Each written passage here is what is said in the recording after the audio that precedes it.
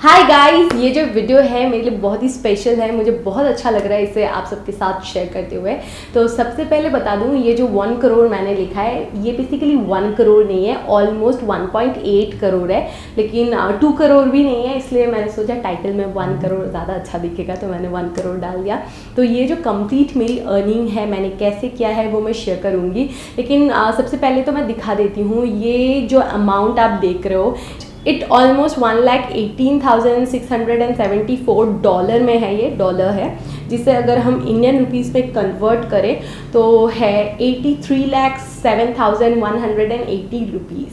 सो काफ़ी बड़ा अमाउंट है। और उसके साथ साथ बाकी के जो अमाउंट मैं बता रही हूँ वो मैंने कैसे अर्न किया है, उसके भी डिफरेंट सोर्सेज है, उसके बारे में भी बाद में बातें करेंगे। उसके साथ और एक अमाउंट मैं दिखा देती हूँ। So this is the amount of money which I get working with each client. So आपको समझ में आ रहा होगा कंप्लीट इन सारी चीज़ों की वजह से ये जो 1.8 करोड़ है जो मैं अर्न कर पाई ऑनलाइन। तो कैसे कैसे ये जर्नी मेरा स्टार्ट हुआ वो मैं इस वीडियो में शेयर करूँगी, लेकिन उससे पहले मैं आपको कॉन्ग्रेचुलेट करना चाहती हूँ क्योंकि आपने इस वीडियो को क्लिक किया है। इसका मतलब आप एम्बिशियस हो, आप अपने ज़िंदगी में कुछ करना चाहते हो, अर्न करना चाहते हो, अपनी फैमिली के लिए कुछ करना चाहते हो, अपने लिए कुछ करना चाहते हो। मैं अपने आप को बहुत ही नॉर्मल एक्चुअली कंसीडर करती हूँ, लेकिन मैं हमेशा ये भी कंसीडर करती हूँ मैं हार्ड वर्किंग हूँ। साथ साथ मैं हमेशा बहुत ज़्यादा कोशिश करती हूँ कि मैं इंस्पायर्ड रहूँ, मैं कोशिश करती रहूँ। मैं हमेशा कोशिश, मतलब मेरी लाइफ में एक ही चीज़ है, मुझे कोशिश नहीं छोड़ना। तो मुझे लगता है ये भी एक बहुत बड़ी चीज़ है। आपको अर्न करने के लिए मुझे नहीं लगता कि आपको बहुत ज़्यादा स्किल्ड होने की ज़रूरत है, लेकिन आप में हमेशा वो कोशिश होनी चाहिए कि आप कुछ करो। इससे ही आप धीरे धीरे अर्न कर सकते हो।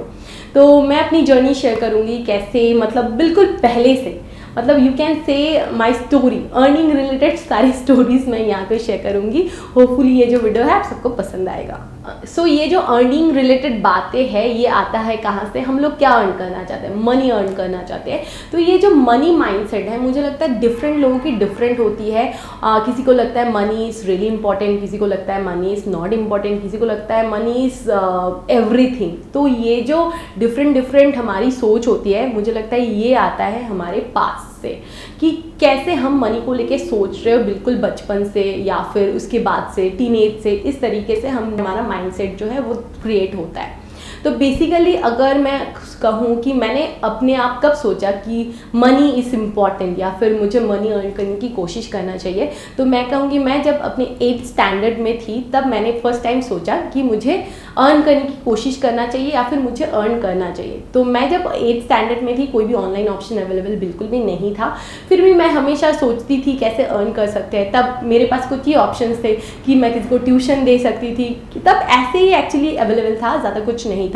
तो उस तरीके से तो जब मैंने अपने लाइफ में फाइनेंशियल क्राइसिस देखना स्टार्ट करा, उस टाइम से स्टार्ट हुआ कि हाँ मनी अर्न करना बहुत ज़्यादा ज़रूरी है। तो मैं जब अपने 8th स्टैंडर्ड में थी तब हाँ हम तीनों भाई बहन बहुत ज़्यादा फिनेंशियल क्राइसिस से गुजर रहे थे। और आई थिंक अब मैंने अपने लाइफ में 7-8 ईयर्स बहुत ज़्यादा फिनेंशियल क्राइसिस देखा। उसके बाद से जो सिचुएशन है वो बहुत इम्प्रूव हुआ, लेकिन 7-8 ईयर्स बहुत ज़्यादा डिफ़िकल्ट रहा, स्पेशली मेरी मम्मी और हमारे जो 3 भाई बहन हैं उनके लिए। लेकिन उसके बाद ये धीरे धीरे इम्प्रूव हुआ। तो उस टाइम से मुझे फील हुआ मनी इज़ रियली इंपॉर्टेंट, क्योंकि जब आपके पास मनी नहीं होता, हर जगह पे आपका जो कॉन्फिडेंस है वो कम हो जाता है। आपको लगता है कि नहीं मैं ये नहीं कर सकती क्योंकि मेरे पास पैसा नहीं है, मैं वहाँ पे नहीं जा सकती क्योंकि मेरे पास पैसा नहीं है। तो ऐसे बहुत सारे डिफ़िकल्टीज आपको फेस करना पड़ता है। सो मेरी जो मनी से रिलेटेड कॉन्सेप्ट है कि मुझे मनी अर्न करना चाहिए, वो कम्प्लीटली वहाँ से स्टार्ट हुआ। लेकिन जब 8th स्टैंडर्ड में थी तो मनी से रिलेटेड प्रॉब्लम तो फेस करना स्टार्ट हो गया था, लेकिन मैं मनी कुछ भी अर्न नहीं कर पा रही थी। मैं बस सोचे जा रही थी कि मैं क्या कर सकती हूँ एंड ऑल। और मेरी मम्मी भी ऐसी थी जो हमेशा ऐसा बोलती थी, नहीं तुम्हें कुछ काम करने की ज़रूरत नहीं, मैं हूँ ना, जिंदा होगी, कुछ नहीं है, टेंशन नहीं है। तो मेरी मम्मी भी ऐसे थे। मेरे ब्रदर्स जो है मेरे से बड़े थे तो वो भी वैसे थे कि ज़्यादा टेंशन मत लो, ओके हम लोग हैं, ओके। तो उस तरीके से तो उसके बाद मेरी फर्स्ट अर्निंग कब हुई, मेरी फर्स्ट अर्निंग हुई जब मैं क्लास 11th में थी। तो मैं हमेशा पढ़ाई के साथ साथ डांस भी करती थी, तो मैं डांस को लेके बहुत पैशनेट थी। तो क्लास 11th में मैं जब थी तब मैंने फर्स्ट टाइम, मतलब हमेशा ऐसा भी होता है, आप लोग देखना कि मिडिल क्लास घर में जो 10th के बाद ना आपके मम्मी पापा बोलते हैं हाँ ठीक है अभी तुम कुछ ट्यूशन वगैरह कर सकते हो, तुम्हें अगर किसी बच्चे को पढ़ाना है तो पढ़ा सकते हो। तो मुझे आता था बहुत अच्छे से डांस, तो मैंने सोचा कि मैं डांस का ट्यूशन देना स्टार्ट करूँगी। तो मैंने ना ऐसे आसपास के जो आंटीज़ थे सबको बोलना स्टार्ट किया, मैंने डांस में ये 5th ईयर कंप्लीट किया है, मैंने मुझे ये मिला है, मुझे वो मिला है, मैंने ये कंपटीशन किया है, वो अच्छा हुआ है, ऐसा हुआ है, तो अगर कोई डांस सीखना चाहता है तो आप मुझे बताना, मैं डांस ट्यूशन दूंगी। तो उस तरीके से मुझे फर्स्ट टाइम एक डांस ट्यूशन मिला जो मुझे उस बच्चे को उसके घर पे जाके सिखाना पड़ता था, सिर्फ वीक में एक दिन, वो भी 1 से 1.5 घंटा, और उसके लिए मुझे 400 रुपीज़ मिला फर्स्ट टाइम ज़िंदगी में। और मैं इतना ज़्यादा खुश हो गई, मैं बता नहीं सकती वो 400 रुपीज़ मेरे लिए क्या था। मुझे इतना ज़्यादा अपने ऊपर प्राउड फील हुआ, इतना ज़्यादा अच्छा लगा, और शायद तब मुझे समझ में आया कि इंडिपेंडेंट होना, कि फिनेंशियली इंडिपेंडेंट होना क्या है। जबकि 400 रुपीज़ में फिनेंशियली इंडिपेंडेंट नहीं हो पाई, लेकिन मुझे फील आ रहा था कि अगर मैं फिनेंशियली इंडिपेंडेंट होती हूँ तो मुझे कितना अच्छा फील होगा। जबकि ये 400 रुपीज़ मुझे कितना ज़्यादा हैप्पीनेस दे रहा है, कितना ज़्यादा प्राउड मोमेंट मेरे लिए है कि मैंने 400 रुपीज़ अर्न किया। जब मैं 12th स्टैंडर्ड में गई तो मेरे जो ट्यूशन्स थे वो धीरे धीरे बढ़ने लगे, मतलब और भी कुछ नए बच्चे आए जो मेरे पास डांस सीख रहे थे, क्योंकि वो जो मैंने पहला स्टूडेंट मैंने ज्वाइन किया था, मतलब जो पहला स्टूडेंट को मैं सिखा रही थी उसको मैं बहुत अच्छे से ट्रेन कर रही थी, तो वहाँ से भी बहुत सारे नए जो बच्चे हैं जो मेरे पास डांस सीखने आए। तो उस तरीके से मेरी जो अर्निंग है थोड़ा थोड़ा करके इंक्रीज होता गया, और मुझे बहुत अच्छा लगता था कि मुझे बहुत ज़्यादा टाइम भी नहीं देना पड़ता था। क्योंकि आप सोचो, क्योंकि डांस का जो ट्यूशन होता है मेनली वीक में एक ही दिन होता है, लेकिन उसके लिए आप जो चार्ज करते हो, मुझे लगता है उस टाइम के लिए 300-400 रुपीज़ काफ़ी अच्छा ही था, मेरे लिए काफ़ी था, बहुत ज़्यादा मतलब नहीं बोलूँगी, लेकिन ठीक ठाक था, मुझे अच्छा लगता था वो अर्न करना। तो उस तरीके से मैं उसी पे फोकस करती गई कि कैसे मैं और भी ज़्यादा स्टूडेंट्स को डांस सिखा पाऊँ, और उसमें से ही मुझे थोड़ा ना उस टाइम से मैं थोड़ा सा स्मार्ट बनने लग गई।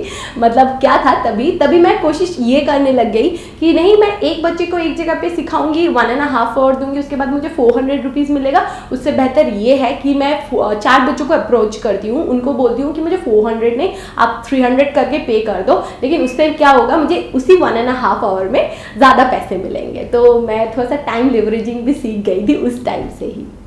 मुझे लगता है उस टाइम से ही मैं इतना स्मार्ट बन चुकी थी कि मुझे समझ में आ गया था कि कैसे आप कम टाइम इन्वेस्ट करके ज़्यादा अर्न कर सकते हो। इस तरीके से चलता गया, और उसके बाद मैं कॉलेज में जब फर्स्ट ईयर में आई तब मेरे सामने वो ऑप्शन आया जिसके लिए मैं हमेशा बहुत ज़्यादा ग्रेटफुल रहूँगी, और वो है इंटरनेट।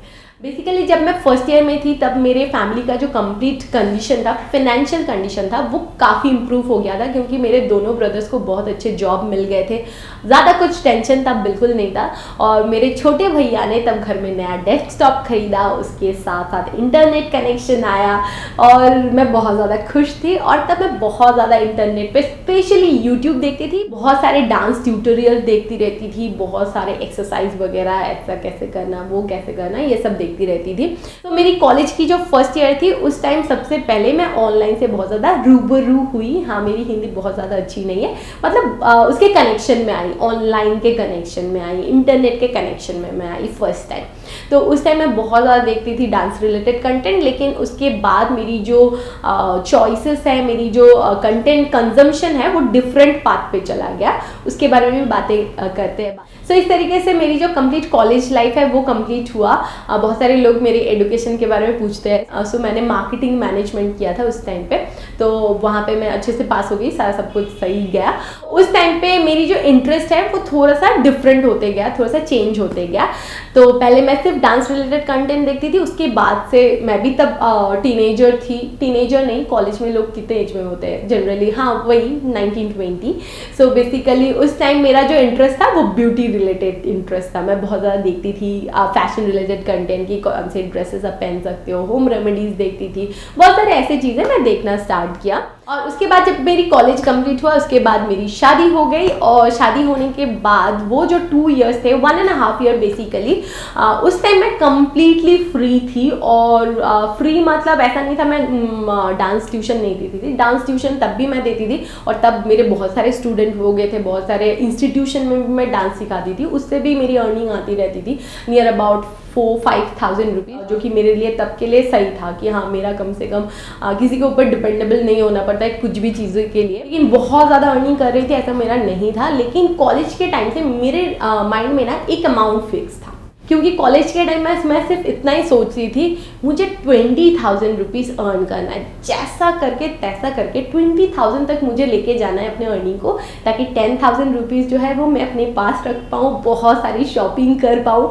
तब किस एज में आप वही सोचते हो कि बहुत सारा शॉपिंग करना है, मतलब अपने ऊपर स्पेंड कर पाऊँ 10,000, और 10,000 रुपीज़ मैं अपनी मम्मी को देना चाहती थी। तो 20,000 मेरे माइंड में हमेशा था कि 20,000 मुझे अर्न करना है। तो उसी के लिए मैं सोचती रहती थी क्या मैं ट्यूशन बढ़ाऊँ, कहाँ जाऊँ, क्या करूँ, ये सब कुछ सोचती रहती थी।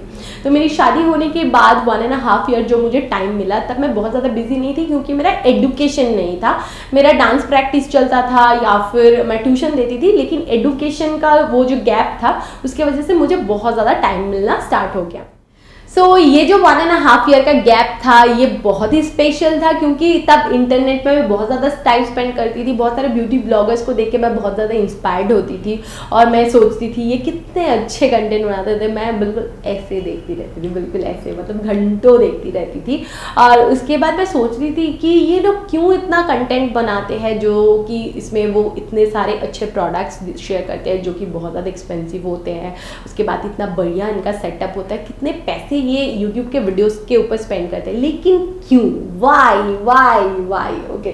तो मेरे मन में ये सवाल आया, मुझे लगता है जो बहुत ही ज़्यादा इम्पोर्टेंट था उस टाइम के लिए। अगर नहीं ये सवाल नहीं आता तो आगे का पाथ जो है वो मुझे समझ में नहीं आता। तो उस टाइम मैंने सर्च किया how YouTubers make money, okay. तो उस टाइम से मेरा जो कंप्लीट पाथ है वो क्लियर हो गया कि हाँ भाई YouTube से आप पैसे कमा सकते हो। कैसे कमा सकते हो, मुझे सिर्फ तब मोनेटाइजेशन के बारे में पता चला, लेकिन ज़्यादा कुछ पता नहीं चला।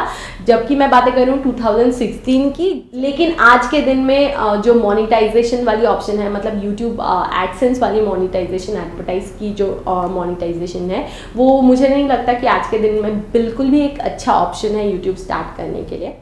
ओके, बाय द वे आप सबके लिए मैंने एक बहुत ही अच्छी ई बुक लिंक किया है नीचे डिस्क्रिप्शन में, कम्प्लीटली फ्री है, आप इसे डाउनलोड करके चेक कर सकते हो। अगर आप खुद भी यूट्यूब स्टार्ट करना चाहते हो, आपको बहुत ज़्यादा नॉलेज नहीं है यूट्यूब के बारे में, तो ये जो गाइड है बहुत ज़्यादा हेल्प करेगी आपकी फर्स्ट यूट्यूब की जो कंटेंट है उसे बनाने के से पहले। मुझे लगता है ये जो 20 स्टेप्स है आपके माइंड में बिल्कुल क्लियर होना चाहिए। तो फ्री कम्प्लीटली ई बुक है, आप डाउनलोड करके देख सकते हो। तो अभी वापस आते हैं, तो तब मैंने क्या सोचा कि हाँ अर्निंग तो हो रही है, लेकिन कैसे, कि मोनेटाइजेशन से। तो वो भी कैसे कर सकते हैं उसके बारे में मैंने रिसर्च करना स्टार्ट करा कि कैसे मोनेटाइजेशन। तब एक ही रूल था, 1000 सब्सक्राइबर आपके होने चाहिए और ज़्यादा कुछ नहीं था। अब तो बहुत ज़्यादा डिफिकल्ट है, बहुत ज़्यादा डिफिकल्ट मुझे ऐसा नहीं लगता, लेकिन हाँ पहले से थोड़ा सा डिफिकल्ट है। जो बिल्कुल नया स्टार्ट करना चाहते हैं उनके लिए पहले थोड़ा डिफिकल्ट लगता है, जबकि सिचुएशन बिल्कुल भी ऐसा नहीं है। आप थोड़ा सा डिफरेंट वे में मतलब सोचो तो ये बहुत ही ज़्यादा ईजी है करना। सो बेसिकली उसके बाद मैंने रिसर्च करना स्टार्ट करा कि कैसे एडिट कर सकते हैं, कैसे ये कंटेंट बना सकते हैं, कैसे सेटअप करना है, कैसे कम प्राइस में आप पूरा सेटअप बना सकते हो। इस तरीके से मैंने कंटेंट सर्च करना स्टार्ट करा। और तब इंटरनेट पे बहुत ही कम कंटेंट हुआ करता था, और मोस्टली इंग्लिश में कंटेंट हुआ करता था। इंग्लिश मुझे कभी भी इशू नहीं था समझने में, तो उसमें कोई इशू नहीं हुआ। लेकिन अभी का जो प्रॉब्लम मुझे लगता है वो है बहुत ज़्यादा कंटेंट होना। बहुत ज़्यादा कंटेंट होने से भी आप कंफ्यूज हो जाते हो। तब मेरे पास कंटेंट कम था, और आज के दिन में मुझे लगता है बहुत ज़्यादा कंटेंट भी आपको कंफ्यूज कर देता है एक्चुअल में आपको करना क्या चाहिए। सो इस टाइम रिसर्च वर्क के साथ साथ मैं बहुत सारा कंटेंट खुद बना भी रही थी, जो मैंने कभी यूट्यूब पे पोस्ट ही नहीं किया, क्योंकि मुझे लगा कि वो उतने अच्छे नहीं है। जो भी हो, इस तरीके से मैं चल रही थी, लेकिन मैं बहुत ज़्यादा डर रही थी कि यूट्यूब में फाइनली पोस्ट करते हुए करूँ ना करूँ। नहीं ठीक है, 2 दिन बाद करते हैं। मतलब मैं बता सकती हूँ उस टाइम ना मैं बहुत ज़्यादा प्लानर थी, इम्प्लीमेंटेशन बिल्कुल नहीं करना चाहती थी, लेकिन जबकि आज के दिन में मैं प्लानर अच्छी होने के साथ साथ इम्प्लीमेंटेशन भी बहुत अच्छी करती हूँ, ऐसा मुझे लगता है। ओके, सो इस तरीके से जर्नी स्टार्ट हुआ और फाइनली 2016 जून में, आई थिंक 12 जून, मैंने अपनी फर्स्ट वीडियो पोस्ट किया। ओके, सो बहुत सारे रिसर्च करके, क्योंकि आप जब फर्स्ट टाइम पोस्ट करते हो ना, तब आपको कस्टम थंबनेल का ऑप्शन नहीं होता है। तब के टाइम में डिफरेंट था, लेकिन मैंने रिसर्च करा कि कैसे थंबनेल डालना है उसमें ही, मतलब मुझे थंबनेल नहीं आएगा कस्टम थंबनेल, लेकिन उसके बाद भी मैं क्या कर सकती हूँ कस्टम थंबनेल, ताकि थंबनेल जो है वो बहुत अच्छा है, ऐसा कुछ बहुत सारा कुछ रिसर्च कर के मैंने अपना फर्स्ट वीडियो बनाया और मैंने पोस्ट किया। ओके, तो इस तरीके से मेरी जो जर्नी है वो स्टार्ट हुआ। यूट्यूब के बारे में डिटेल मैं कभी बाद में ज़रूर शेयर करूँगी, ऑफकोर्स शेयर करूँगी, लेकिन अभी इसमें अर्निंग दूसरे कैसे कैसे क्या हुआ शेयर करते हैं। तो उसके बाद YouTube से मेरी जो मोनेटाइजेशन है वो बहुत जल्दी हो गई थी, मेरी अर्निंग आना स्टार्ट हो गया था, इस तरीके से सब कुछ चलता रहा। तो मुझे लगता है बहुत सारे लोग जो आज के दिन में शायद मेरे इस बातों को सुन के सोच रहे होंगे कि आपको YouTube स्टार्ट करना चाहिए। डेफिनेटली आपको YouTube स्टार्ट करना चाहिए। बहुत सारे लोग सोचते हैं कि 2021 बहुत लेट हो गया, जिनको करना था वो कर गए, लेकिन ऐसा कुछ नहीं है। आप आज भी स्टार्ट कर सकते हो, लेकिन आपको थोड़ा सा डिफरेंट वे में सोचने की ज़रूरत है, क्योंकि तब की सिचुएशन अलग थी, अब की सिचुएशन अलग है।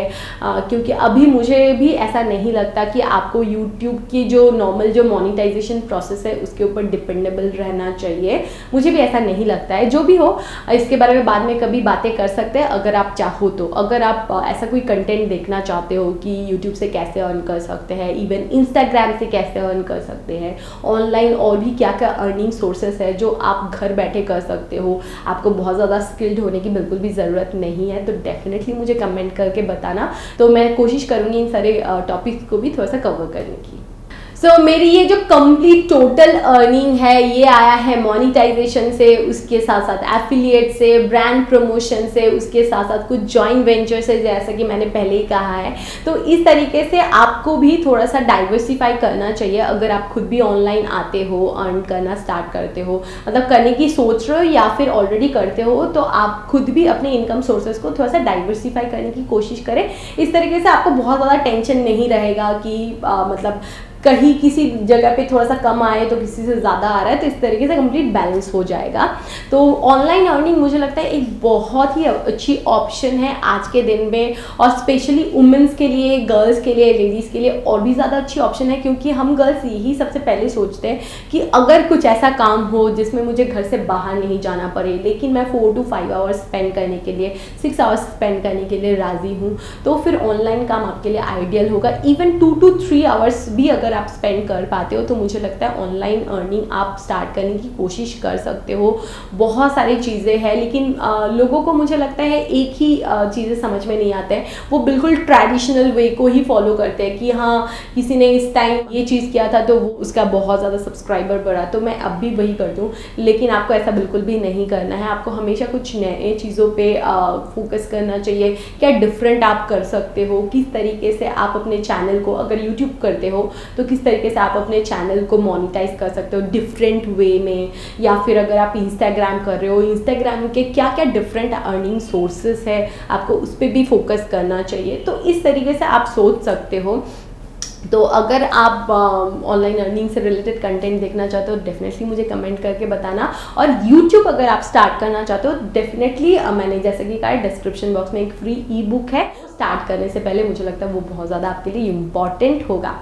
सो ये जो वीडियो है यू कैन से ये कम्प्लीटली एक स्टोरी टाइप है। मैंने अपनी स्टोरी थोड़ा बहुत शेयर किया है, पूरा तो नहीं, पूरा शेयर करने जाऊँगी तो वीडियो बहुत लॉन्ग बन जाएगा, लेकिन थोड़ा सा करके और भी शायद बहुत सारी चीज़ें मैं आप सबके साथ शेयर करती रहूँगी आगे भी। अगर आपको पसंद आया तो, अगर आपको देखना है तो डेफिनेटली कमेंट करके बताना। सो ये जो वीडियो है आपको कैसा लगा है डेफिनेटली बताना। उसकी सो ये जो वीडियो आपको कैसा लगा है वो भी कमेंट करके बताना। उसके साथ साथ मिलते हैं मेरे नेक्स्ट वीडियो में। जो वीडियो है होपफुली आप सबको अच्छा लगा है। सो मिलते हैं मेरे नेक्स्ट वीडियो में, तब तक के लिए bye bye and take care, love you all. बाबा गलाटा केमन हो गया, लव यू ऑल, बाय।